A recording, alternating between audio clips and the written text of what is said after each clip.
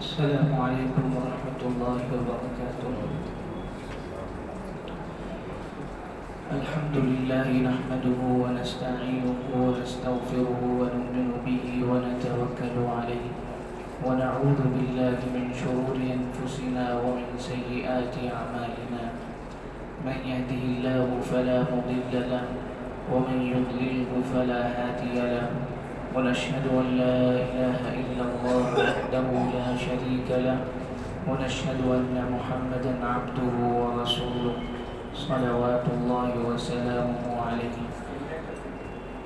أما بعد، أعوذ بالله من الشيطان الرجيم. بسم الله الرحمن الرحيم. رب هب لي من الصالحين. وقال رب اجعلني مقيم الصلاة ومن ذريتي ربنا وتقبل دعاء. وقال ربنا واجعلنا مسلمين لك ومن ذريتنا أمة مسلمة لك.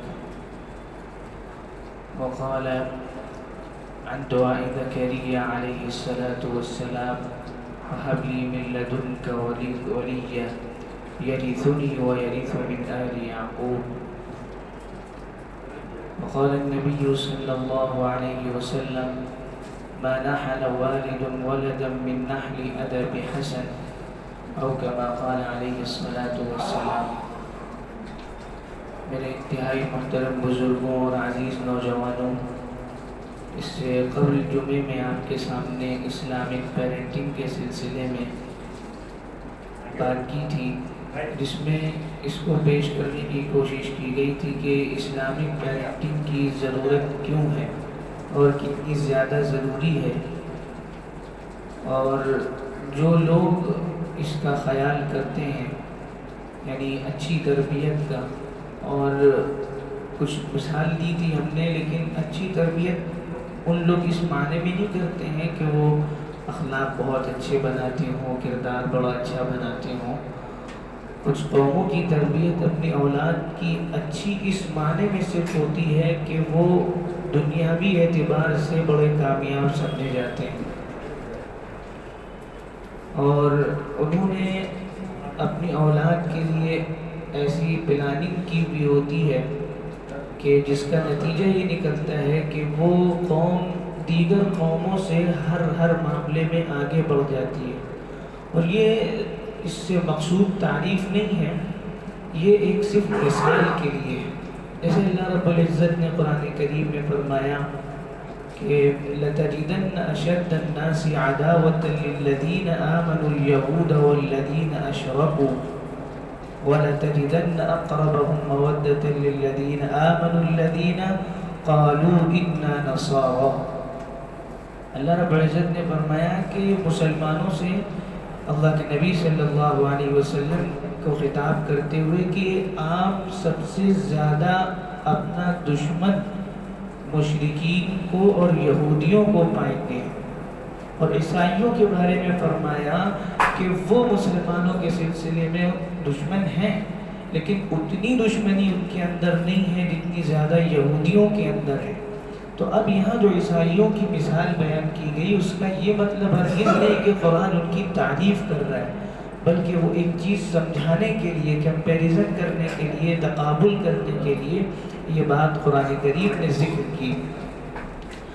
تو ہم نے جو کچھ لوگوں کا ذکر کیا، یہودیوں کا ذکر کیا، تو اس کا مقصد یہ تھا کہ ہم اس چیز کو سمجھیں کہ اس وقت ہم دیکھ رہے ہیں کہ پوری دنیا میں کون لوگ غالب ہیں، تو وہ کیوں ہیں. اللہ رب العزت نے قرآن کریم میں ایک لفظ استعمال کیا ہے کہ إِلَّا بِحَبْلٍ مِّنَ اللَّهِ وَحَبْلٍ مِّنَ النَّاسِ. انہی لوگوں کے بارے میں استعمال کیا کہ ہر جگہ مارے جائیں گے، کاٹے جائیں گے، ذلیل ہوں گے، رسوا ہوں گے. اور دنیا میں امریکہ کے اندر اور بہت سے علاقوں میں ان کو بہت مارا گیا اور ان کو نکال کر کے ملک سے باہر کر دیا گیا. جہاں بھی گئے ان کو بہت ذلیل کیا گیا، رسوا کیا گیا. یہ اللہ کی طرف سے ان کے لیے پھٹکار تھی، لعنت تھی. اور وہ دنیا نے دیکھی. لیکن پھر ایک اللہ رب العزت نے قاعدہ اور اصول یہ بیان فرمایا کہ ہاں اگر یہ اپنے تعلقات اللہ سے بہتر کر لیں یا لوگوں میں ان کے تعلقات کچھ مضبوط ہو جائیں، دنیاوی اعتبار سے اگر یہ اپنے آپ کو مضبوط کر لیتے ہیں تو پھر یہ کچھ وقت کے لیے محفوظ رہ سکتے ہیں. ایسے ہی اللہ رب العزت نے قرآن کریم میں ایک اصول بیان فرمایا کہ وَأَن لَيْسَ لِلْإِنسَانِ إِلَّا مَا سَعَى وَأَنَّ سَعْيَهُ سَوْفَ يُرَى ثُمَّ يُجْزَاهُ الْجَزَاءَ الْأَوْفَى. کہ انسان کو وہ ضرور بھی ضرور ملے گا جس کی وہ کوشش کرے گا. اب علماء یہاں پر یہ فرماتے ہیں کہ اس میں وہ لوگ بھی داخل ہیں جو بظاہر کافر بھی ہیں، مشرک بھی ہیں یا فاسق ہیں، اللہ کے نافرمان ہیں، لیکن چونکہ اللہ نے یہ اصول بیان فرما دیا کہ وَأَن لَيْسَ لِلْإِنسَانِ إِلَّا مَا سَعَى، انسان کو وہی ملے گا جس کے لیے وہ محنت اور کوشش کرے گا.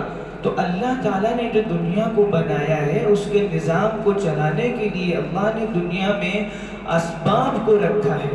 اللہ تعالیٰ چاہتے تو پیاس کو بغیر پانی کے بجھانے پر قادر تھے. اللہ رب العزت چاہتے تو اللہ تعالیٰ بغیر کھانے کے بھوک کو مٹانے پر قادر تھے اور ہیں. لیکن انسان کو اسباب کے اندر گھیر کر اللہ رب العزت نے امتحان میں ڈالا ہے. فرض کر لیں کہ اگر ہمیں کھانے کی ضرورت نہ پڑتی بھوک مٹانے کے لیے، پانی کی ضرورت نہ پڑتی پیاس مٹانے کے لیے، تو ہمیں کیا ضرورت تھی؟ کمانے کی. اور جب ہم کماتے نہیں اور ہمارے ساتھ ہی ضروریات نہ ہوتی تو پھر ہم اللہ رب العزت کی عبادت بہت آسانی سے کر سکتے تھے.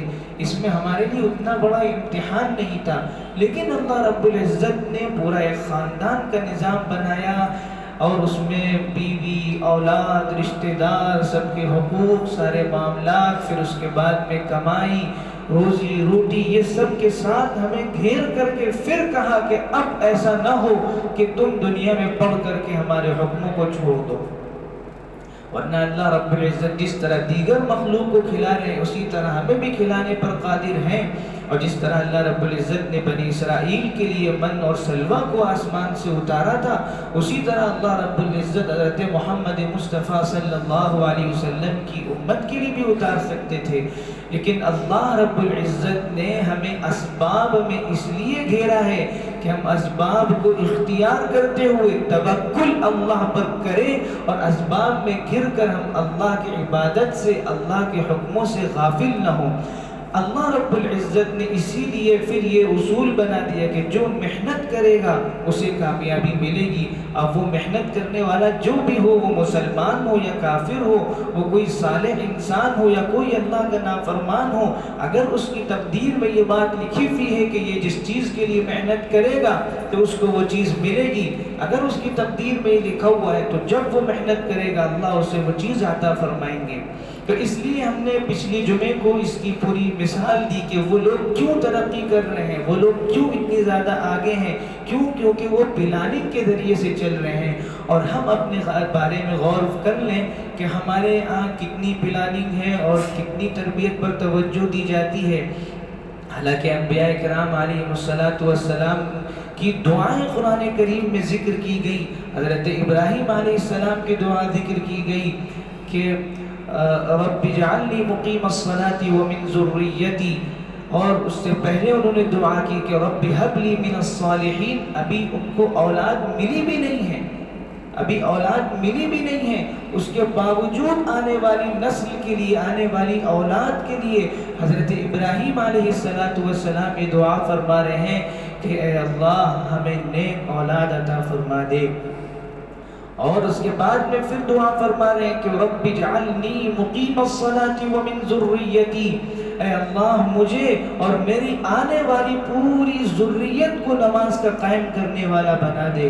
پھر اس کے بعد میں دعا فرما رہے ہیں جب حضرت ابراہیم اور حضرت اسماعیل علیہ السلام کعبے کی تعمیر فرما رہے تھے تو کہہ رہے تھے کہ ربنا وجعلنا مسلمین لک ومن ذریتنا امة مسلمۃ، اے اللہ ہمیں بھی اپنا فرما بردار بنا اور میری آنے والی نسل میں سے بھی اپنی فرما بردار امت کو پیدا فرما۔ حضرت زکریا علیہ السلام ان کو ابھی اولاد نہیں آتا ہوئی ہے، لیکن وہ یہ دعا فرما رہے ہیں کہ ہب لی من لدنک ولیا یرثنی ویرث من آل یعقوب، کہ اللہ مجھے نیک وارث عطا فرما دے۔ حضرت مریم علیہ السلام کی والدہ محترمہ، ابھی ان کو کوئی خوشخبری نہیں، جیسے ہی خوشخبری ملی فوراً وہ یہ دعا کر لی کہ انی نذرت لک ما فی بطنی محررا فتقبل منی انک انت السمیع العلیم، کہ اے اللہ جو بھی خوشخبری آپ نے ہمیں عطا فرمائی ہے، میں جو امید سے ہوں، اے اللہ اگر یہ اولاد آپ عطا فرماتے ہیں تو میں اس کی نظر مانتی ہوں کہ یہ آپ کے دین کے لیے وقف ہوگا، ہم اس کو اس کے لیے آزاد چھوڑ دیں گے، اور دعا کو قبول فرما اور ہمارے اس جذبے کو قبول فرما۔ تو یہ مثالیں اس بات پر دلالت کرتی ہیں کہ جو لوگ اپنے بچوں کی تربیت زبردست طریقے سے کرنا چاہتے ہیں اور اسلامی تربیت کرنا چاہتے ہیں تو بات وہاں سے شروع ہوتی ہے۔ ایک عالم ربانی کے پاس ایک صاحب آئے اور ولادت کے بعد آئے اور دعا کی درخواست کی کہ اللہ اس کے نیک ہونے کی دعا یعنی بزرگ سے کہا کہ آپ اس کے لیے نیک ہونے کی اور صالح ہونے کی دعا فرما دے، اور میں کیا کروں اس کے لیے کہ اس کی اچھی تربیت ہو سکے۔ تو اس عالم ربانی نے کہا کہ تم نے تاخیر کر دی، تمہیں تو اس کی ماں کے انتخاب کے وقت یہ چیز سوچنی چاہیے تھی کہ ماں جیسی ہوگی ویسے ہی آنے والی اولاد ہوں گی، ماں اگر نیک اور صالح ہوگی آنے والی اولاد بھی نیک اور صالح ہوگی، ماں جیسی متقیہ ہوگی، پرہیزگار ہوگی، ویسے ہی آنے والی اولاد پر اس کا اثر پڑے گا۔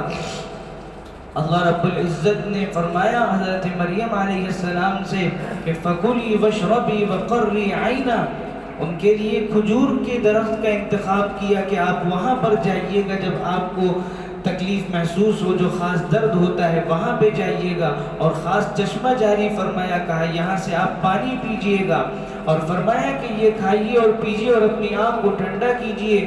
آج اتنی ترقی کے بعد میں آپ دیکھیے کہ یہ جو وقت ہوتا ہے، یہ جو ایام ہوتے ہیں اور پھر ولادت کے بعد کے جو ایام ہوتے ہیں، جتنے بھی اطباء ہیں، ڈاکٹرز ہیں، وہ سب کے سب کھجور کی تجویز پیش کرتے ہیں کہ بھئی کھجور کھلائیے، یہ اس وقت ان کے لیے بہت مفید ہے۔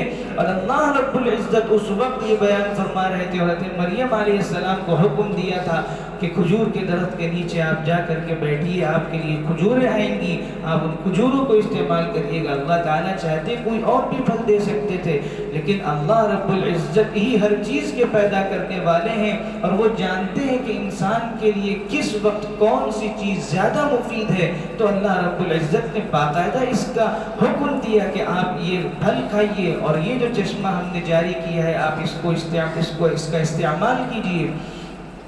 تو ہمیں جو تعلیمات ملتی ہیں وہ بہت پہلے سے ملتی ہیں کہ جب بچی کے لیے شوہر لڑکا دیکھا جا رہا ہے تو اس کے نیک ہونے کو دیکھا جائے۔ اللہ کے نبی صلی اللہ علیہ وسلم نے صاف ارشاد فرمایا کہ یہودیوں کی ایک ترتیب بیان کی کہ یہودی جو نکاح کرتے ہیں وہ سب سے پہلے خوبصورتی دیکھتے ہیں، اس کے بعد میں پھر مال دیکھتے ہیں، پھر اس کے بعد حسب نسب دیکھتے ہیں، آخر میں جب کچھ نہیں بچتا تو دینداری دیکھتے ہیں۔ اللہ کے نبی صلی اللہ علیہ وسلم نے فرمایا کہ اس ترتیب کو پلٹ دو، فَاظْفَرْ بِذَاتِ الدِّينِ، کہ دینداری والی جو لڑکی ہو، دیندار بچی ہو، اس کے ذریعے سے تم دنیا اور آخرت میں اپنی کامیابی حاصل کرو، تمہاری دنیا بھی بنے گی اور آخرت بھی بنے گی۔ اس سے یہ معلوم ہوا کہ یہ کتنا زبردست نظام اللہ رب العزت نے قائم فرمایا ہے، اولاد کی تربیت پر کتنی زبردست طریقے سے توجہ دی ہے، اور شروع سے لے کر آخر تک احادیث کے اندر مرحلہ وار اس کو ذکر کیا گیا ہے کہ جب والدین میں سے یہ ان کو خوشخبری مل جائے اور ماں کو اس کا احساس ہو، تو یہ علماء کا باقاعدہ کہنا ہے کہ اس وقت جو ماں کے اعمال ہوتے ہیں اور جو اس کے کام ہوتے ہیں، جو اس کی باتیں ہوتی ہیں، جو کچھ وہ کر رہی ہوتی ہے، اس کا اثر اس کے اوپر پڑ رہا ہوتا ہے۔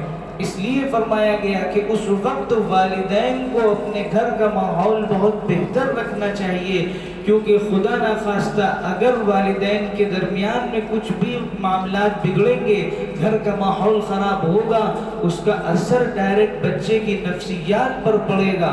یہاں تک کہ کچھ نتائج بڑے خطرناک سامنے آ رہے ہیں کہ ولادت کے بعد میں چھوٹے چھوٹے بچے جب وہ گھروں کے اندر جھگڑے دیکھتے ہیں تو ان کو اتنا خطرناک ڈرامہ ہوتا ہے کہ وہ بڑے ہونے کے بعد بھی اس سے نہیں نکلتے ہیں، اور اتنی بسا اوقات ان کی تربیت میں اتنی زیادتی کر دی جاتی ہے، اتنا زیادہ ان کو سخت سنایا جاتا ہے، اور اتنا زیادہ بچوں کو مارا جاتا ہے، اتنی سختی برتی جاتی ہے کہ وہ بعد میں جا کر کے اسلام کے خلاف بولنا شروع کر دیتے ہیں۔ اس وقت ایسے کتنے واقعات ہیں کہ بچپن میں ان کے ساتھ جو کچھ ہوا اس کی بنیاد پر وہ جب کچھ پڑھنے لکھنے والے ہو گئے، کالج میں چلے گئے اور حفظ بھی کر لیا اور کالج میں چلے گئے، اب وہ بچپن کے واقعے کو لے کر کے اسلام پر اشکالات شروع کر دیے۔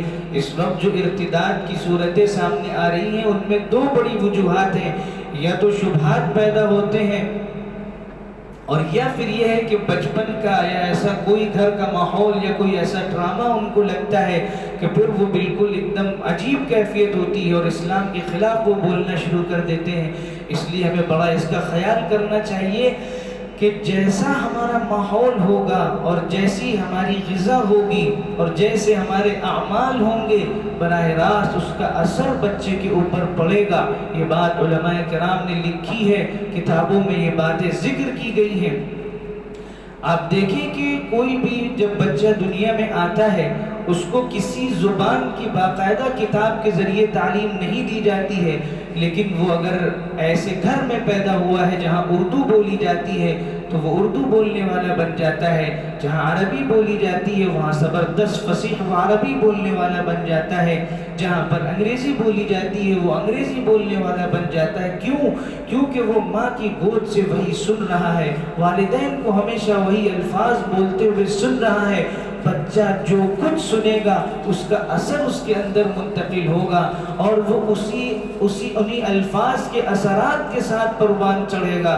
اس لیے بڑا خیال کرنا چاہیے ہمیں کہ بچوں کے سامنے ہم کس طرح کے الفاظ استعمال کر رہے ہیں، کس طرح کی ہم باتیں کر رہے ہیں۔ اسی لیے ہم دیکھتے ہیں کہ جو بڑے بڑے بزرگ ہوئے ان کی ماؤں کا کیا کردار رہا کہ جب بچوں کی فیڈنگ سے پہلے وہ دودھ پلانے سے پہلے 2 رکعت پڑھ رہی ہیں اور باوضو دودھ پلا رہی ہیں. اب ایسی حالت میں جب بچہ پروان چڑھے گا تو پھر جو ہے بڑے بڑے بزرگ ہمیں امت کو ملیں گے. اور خدا نخواستہ اس کے خلاف اگر ماحول ہوگا کہ بچے کو کھانا کھلانے کے لیے موبائل دے دیا جائے گا تو پھر وہ بچپن سے وہ موبائل کا ایسا عادی ہوگا کہ پھر وہ اپنے ماں باپ پر ہاتھ اٹھانے والا بن جائے گا لیکن وہ موبائل کو نہیں چھوڑے گا. کہنے اور سننے میں میرے عزیزوں یہ باتیں بہت ہلکی ہیں لیکن پوچھیں ان گھر والوں سے جن گھروں پر یہ چیزیں بیت رہی ہیں کہ بچپن سے انہوں نے اپنی اولاد کو اتنا زیادہ موبائل کا عادی بنا دیا کہ ڈاکٹر ان کا علاج کرنے کے لیے پریشان ہو رہے ہیں. ذرا سا موبائل ہاتھ سے لیا گیا بچے کی کیفیت ایسی ہو رہی ہے ہاسپٹل کے اندر جیسے کہ گویا اس کو دورے پڑ رہے ہوں. ایسا خطرناک وہ بچہ بے چین ہو رہا ہے.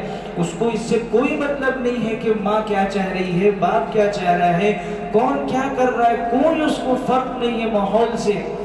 یہاں تک کہ ایسے واقعات میرے عزیزوں سامنے آئے اور آپ لوگ بخوبی جانتے ہیں، صرف ہم یاد دلانے کے لیے ذکر کر رہے ہیں کہ گیم کھیلنے کے اثرات سے متاثر ہو کر کے بچے نے اپنی ماں کے اوپر گولی چلا دی. کیا ایسے واقعات پیش نہیں آئے؟ ہمارے لکھنؤ کے اندر ایسا واقعہ پیش آیا کہ خاص جو گیم تھا اس کو وہ کھیلتا تھا، خود کھیلتا تھا اور یہی چیزیں اس کے اندر ہمیشہ ہوتی ہیں، یہ مار دھاڑ اور یہ پتہ نہیں کیا کیا چیزیں.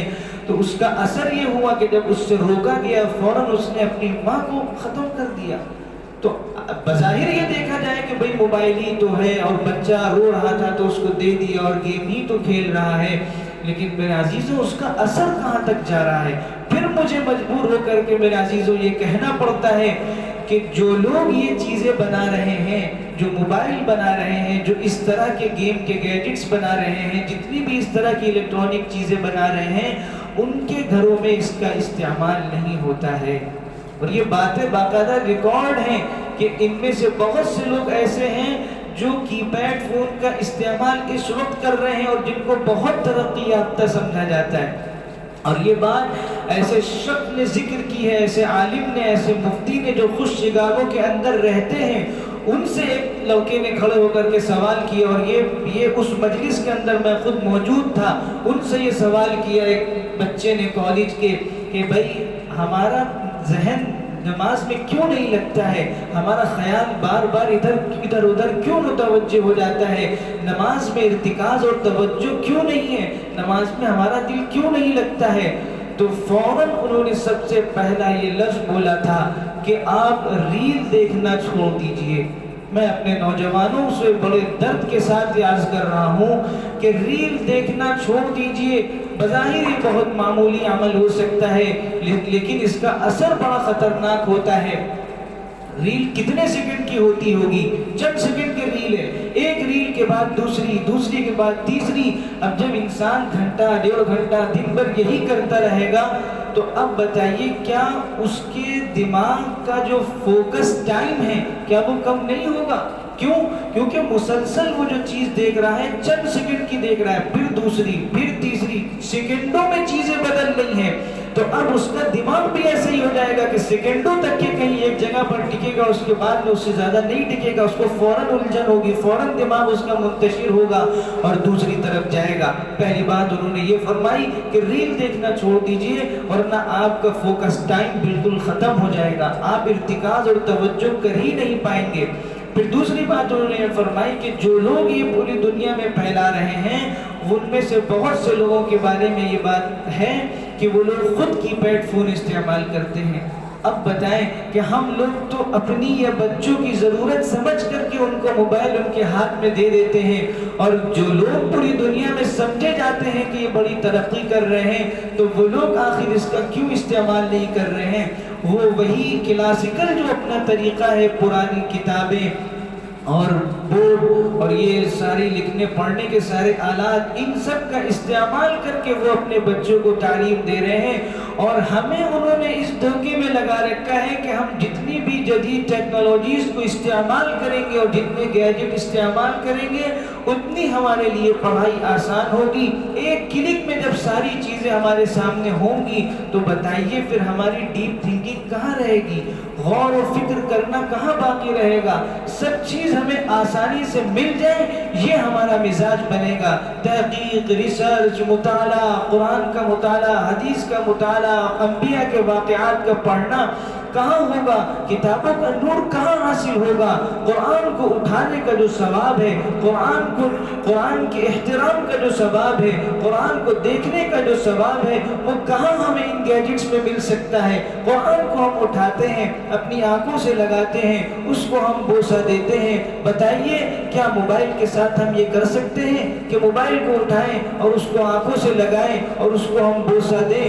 جو یہ دیکھے گا وہ میرے اوپر ہنسے گا, تو کہے گا کہ بھئی جناب آپ یہ کیا کر رہے ہیں, ہم محروم ہو رہے ہیں. ہماری ساری کتابیں, ساری تعلیم, ساری پڑھائی لکھائی سب کچھ اس طرح سے ڈیجیٹلائز کر دی گئی ہے کہ ہمارا رشتہ پورا ٹوٹ گیا ہے. قرآن کریم رکھا ہوا ہے لیکن اس کے باوجود ہم گیجٹ کا استعمال کر رہے ہیں. کتنے افسوس کی بات ہے. اس لیے میرے عزیزوں ہمیں ایک ایک چیز کا خیال رکھنا چاہیے, بہت زیادہ سنبھل کر کے ہمیں قدم رکھنے کی ضرورت ہے, ورنہ اولاد کے بگڑنے کے جتنے راستے ہیں وہ سب کے سب ہمارے معاشرے میں ان لوگوں نے داخل کر رکھے ہیں. اگر ہم خود سے فکر مند نہیں ہوں گے, علماء سے معلوم کر کے, ائمہ سے معلوم کر کے, اللہ کے راستے میں نکل کر کے, قرآن اور حدیث کے حلقوں میں بیٹھ کر کے, جب تک کہ ہم یہ نہیں دیکھیں گے کہ اللہ کے نبی صلی اللہ علیہ وسلم نے کیا تربیت کا طریقہ بتایا ہے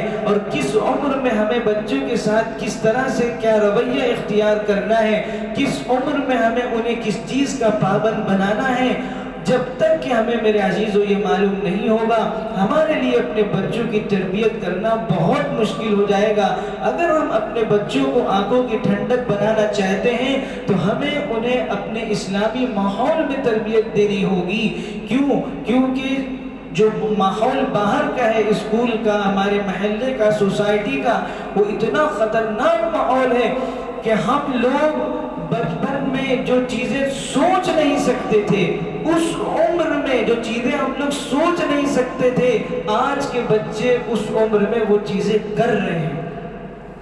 اور کتنی چیزیں ایسی ہوتی ہیں کہ بڑے لوگوں کو نہیں سمجھ میں آتی ہے کہ یہ کیا کر رہے ہیں اور کیا بول رہے ہیں, اشاروں کا کیا مطلب ہے. حیران ہوتے ہیں ہم لوگ, اس طرح کے سوالات, ایسے الفاظ اور ایسی باتیں, اور کیا بتائیں کہ ایسے بےہودہ مذاق اتنا عام ہو چکا ہے, اور اس میں والدین شریک ہیں, اس کے اوپر ویڈیوز بنائی جا رہی ہیں, شرم و حیا کے سارے پردے چھاپ کر دیے گئے ہیں. اللہ کے نبی صلی اللہ علیہ وسلم نے فرمایا تھا کہ الحیاء شعبۃ من الایمان, کہ حیا اور پاک دامنی اور عفت یہ تو ایمان کا حصہ ہے, ایمان کا ایک شعبہ ہے. اور فرمایا تھا کہ اذا عدمت الحیاء فاصنع ما شئت, جب تمہارے اندر سے حیا نکل جائے تو جو چاہو کرو, پھر تمہارے اور دوسری مخلوق کے اندر کوئی فرق نہیں باقی رہ جائے گا. کیونکہ حیا ہی ایک ایسی چیز ہے جو انسان کو کسی بھی عمل کرنے سے پہلے ایک مرتبہ سوچنے پر مجبور کرتی ہے کہ چار لوگ کیا کہیں گے. اب جب سارا معاشرہ اسی طرح بہتا چلا جا رہا ہو تو کوئی نہیں سوچے گا کہ جو جیسے کر رہے ہیں سب لوگ اسی طرح سے کرتے چلے جائیں گے. اس لیے میرے عزیزو ہمیں بہت فکر کرنے کی ضرورت ہے. انبیاء کرام نے جس طرح دعا کی ہے اس طرح سے ہم اپنی اولاد کے لیے دعا کریں.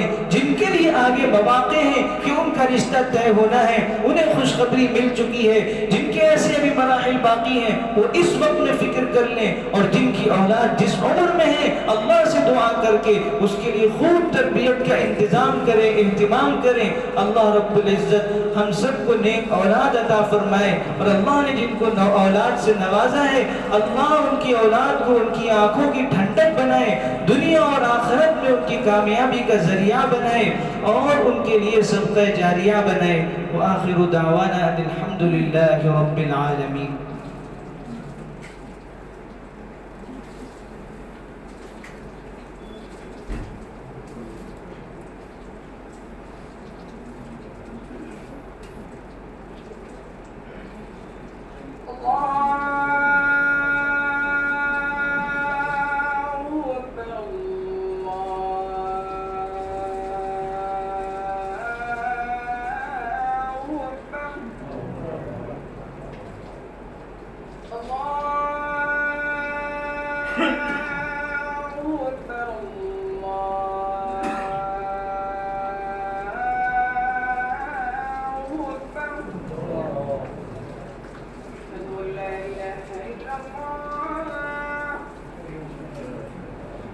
أشهد أن لا إله إلا الله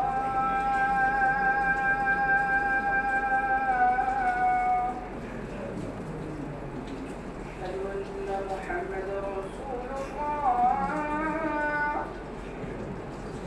أشهد أن محمدا رسول الله حي على الصلاة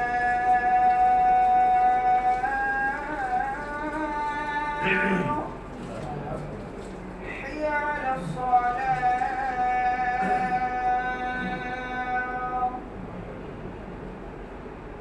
حي على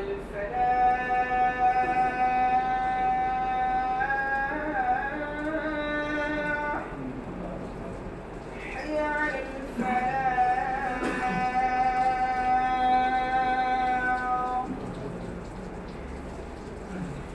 الله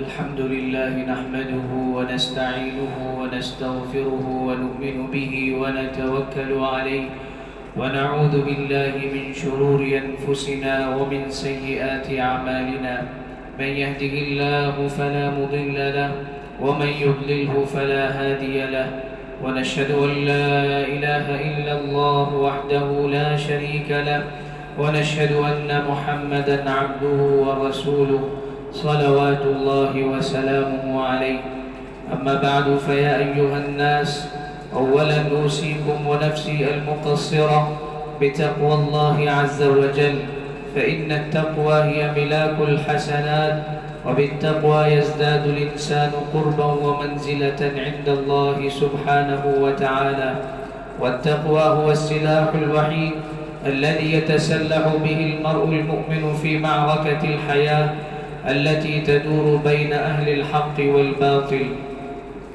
أيها المؤمنون، إن الله خلق الخلق وقدر الآجال ونصب الجبال وخلق الأنهار والبحار والأشجار وخلق لكم ما في الأرض جميعا فاعبدوا الله حق عبادته وبجلوا حق تبجيله وعظموه حق تعظيمه فإن الله عز وجل خلقنا لعبادته كما قال الله عز وجل وما خلقت الجن والإنس إلا ليعبدون فلا بد لنا أن نعبد الله سبحانه وتعالى حق عبادته وكذلك أن نطيع الله ورسوله حتى يحبنا الله عز وجل ونفوز في هذه الدنيا وفي الآخرة.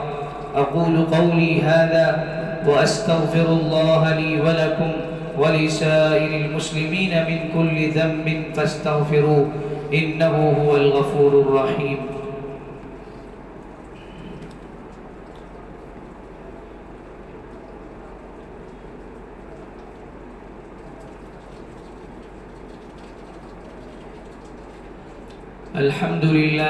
الحمد لله نحمده ونستعينه ونستغفره ونؤمن به ونتوكل عليه ونعوذ بالله من شرور أنفسنا ومن سيئات أعمالنا من يهده الله فلا مضل له ومن يضلله فلا هادي له ونشهد أن لا إله إلا الله وحده لا شريك له ونشهد أن محمدًا عبده ورسوله صلوات الله وسلامه عليه أما بعد فأيها المؤمنون إن الله أمركم بأمر بدأ فيه بنفسه وثنى بملائكته المسبحة لقدسه وثلث بكم أيها المؤمنون حيث قال مخبرا وآمرا فأعوذ بالله من الشيطان الرجيم إن الله وملائكته يصلون على النبي يا أيها الذين آمنوا صلوا عليه وسلموا تسليما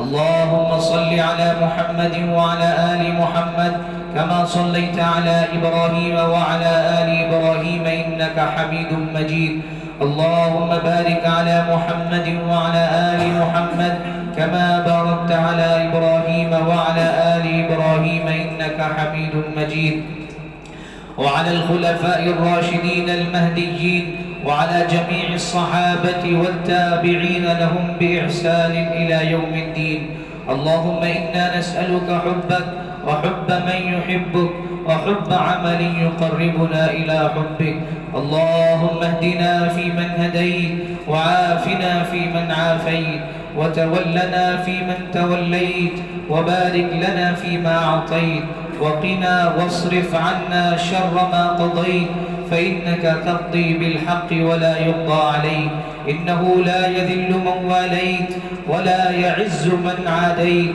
تباركت ربنا وتعاليت اللهم انصر من نصر دين محمد صلى الله عليه وسلم واجعلنا منهم واخذل من خذل دين محمد صلى الله عليه وسلم ولا تجعلنا منهم عباد الله رحمكم الله إن الله يأمر بالعدل والإحسان وإيتاء ذي القربى وينهى عن الفحشاء والمنكر والبغي يعظكم لعلكم تذكرون اذكروا الله العلي العظيم يذكركم واشكروا على نعمه يزدكم ولذكر الله تعالى أعلى وأولى وأعز وأجل وأتم وأهم وأعظم وأكبر والله يعلم ما تصنعون وأقيموا الصلاة. صفحے درست فرما لیں، مل کر کھڑے ہوں، خالی جگہوں کو اچھی طرح پر کر لیں تاکہ صفحے بھی درست ہوں اور باہر والوں کو اندر جگہ بھی مل جائے. پیجامہ وغیرہ ٹخنوں سے اوپر کر لیں، پنجوں کو قبلے کی طرف بالکل سیدھا کر لیں، موبائل ضرور بند کر لیں.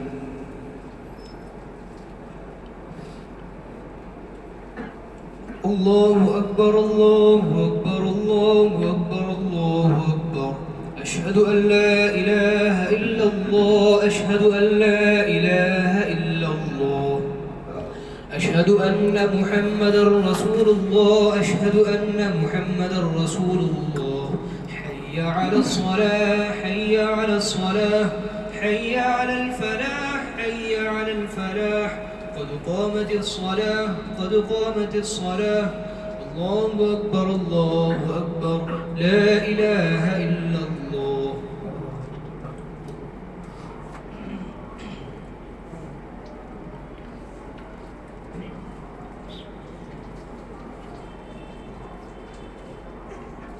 الله أكبر.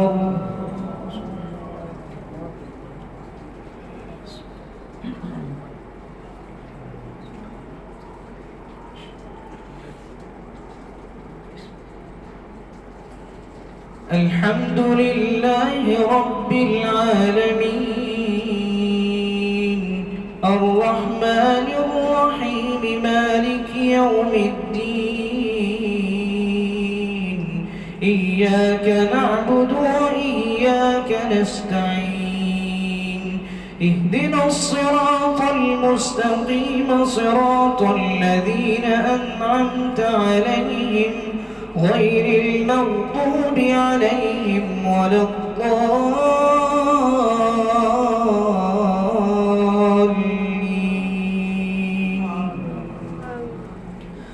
أفحسبتم أنما خلقناكم عبثا وأنكم إلينا لا ترجعون فتعالى الله الملك الحق لا إله إلا هو لا إله إلا هو رب العرش الكريم. ومن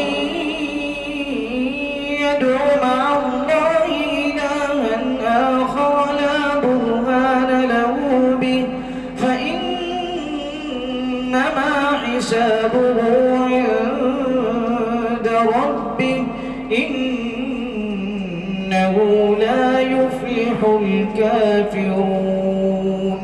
وقل رب اغفر وارحم وأنت خير الراحمين. الله أكبر.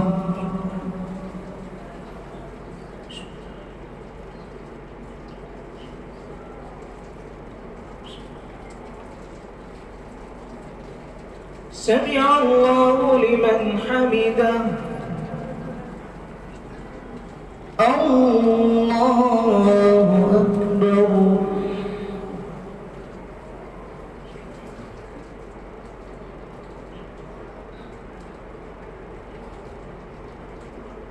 الله أكبر. الله أكبر.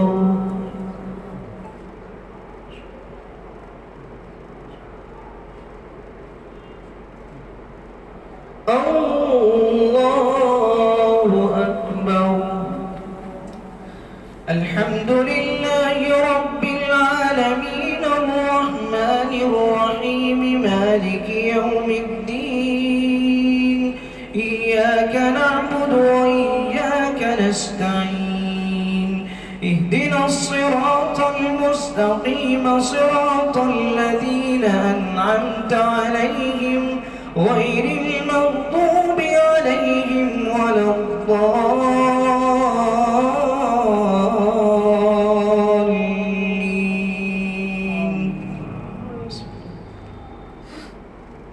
إنا عرضنا الأمانة على السماوات والأرض والجبال فأبين أن يحملنها وأشفقن منها وحملها الإنسان إنه كان ظلوما جهولا ليعذب الله المنافقين والمنافقات والمشركين والمشركات ويتوب الله على المؤمنين والمؤمنات وكان الله غفورا رحيما. الله أكبر.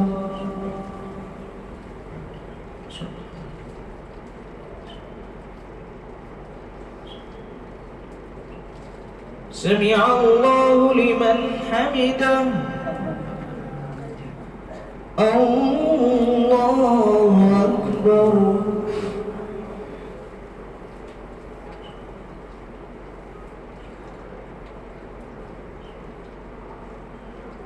الله أكبر. الله أكبر.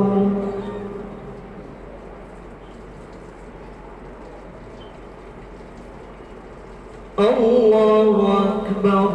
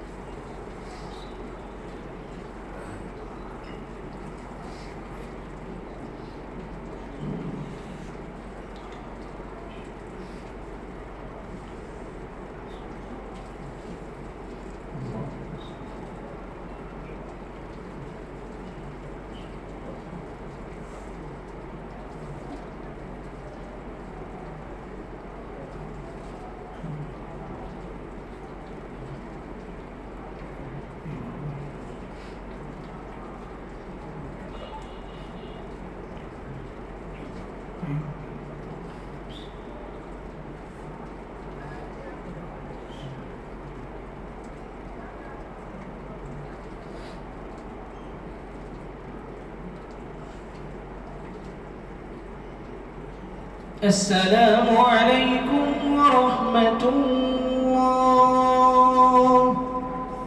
السلام عليكم ورحمة الله.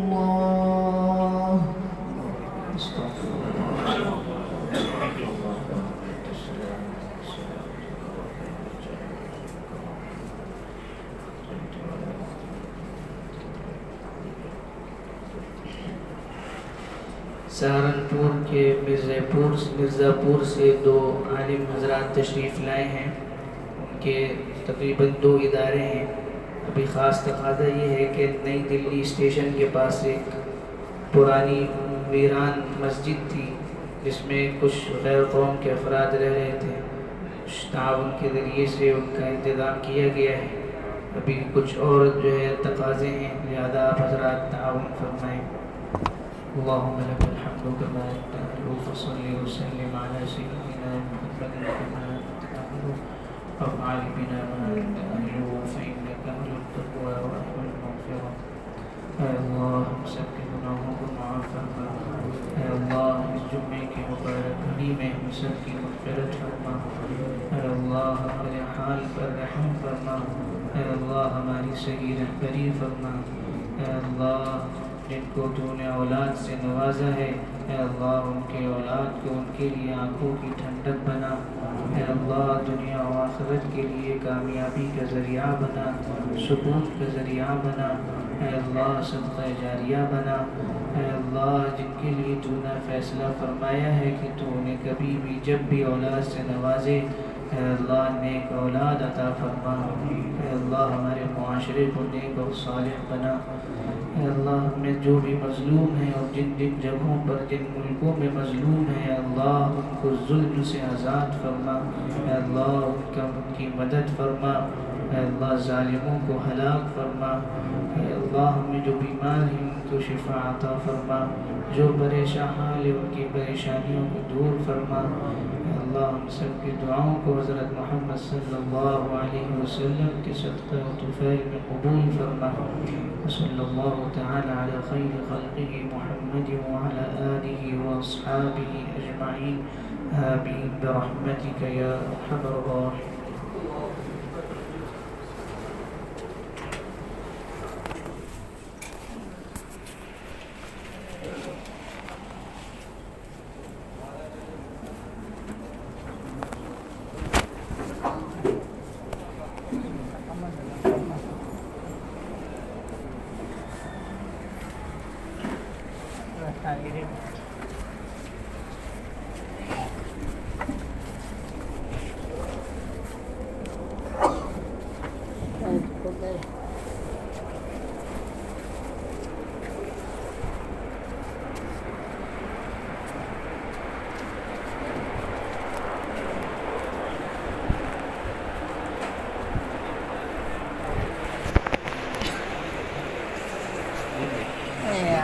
ٹھیک ہے ایسا نہیں کرتے، موبائل نہیں چاہتے۔